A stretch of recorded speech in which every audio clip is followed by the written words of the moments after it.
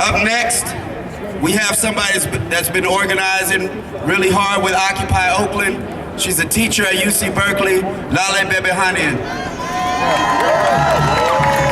Oakland! I am so proud of us today, Oakland. We are beautiful and amazing. We have shut down the Port of Oakland today. And I want to take a minute and I want us to really think about what it is that we are achieving here today. Right? We're standing in solidarity with port workers who are struggling for decent wages, for better working conditions, for the right to unionize, but we are doing more than that. We are challenging the power and the greed of Wall Street and corporations like EGT and Goldman Sachs, but we are doing more than that. We are a movement that occupies. And what is it that we have occupied today?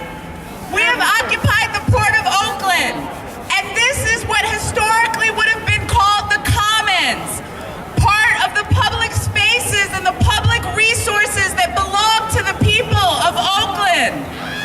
The entire history of capitalism and colonialism has been premised upon extracting the commons from the people, privatizing public lands, extracting natural resources, ravaging the forests and the fields. This system is premised upon dispossessing us of our commons. Capitalism depends on a working class, workers upon whose backs profit can be extracted.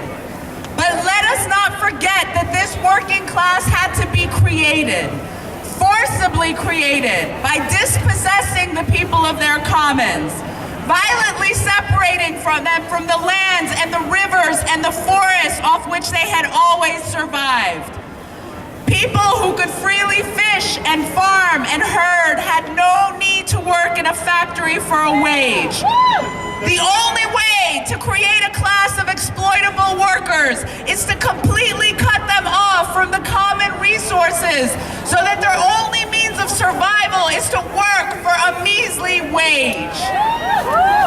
In the history of Europe, this was achieved in the 18th centuries by what was called the enclosures, a bloody and violent period where the people were forcibly removed from the commons and forced to flood into the new factories in a desperate effort to survive.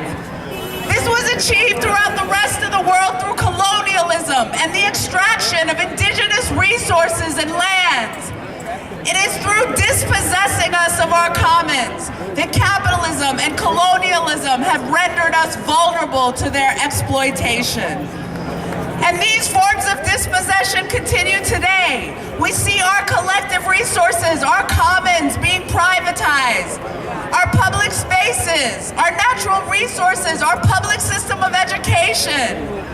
And the violence of the enclosures continues today when police across this nation are forcibly removing people from their public lands, when OPD violently raids our Oscar Grant Plaza, and the city has the gall to actually build a fence around it to try and keep us out. We are standing here today as the people of Oakland to say that these are our commons. The Port of Oakland does not belong to EGT or Goldman Sachs or anyone else who tells us we don't belong there. It belongs to the people of Oakland.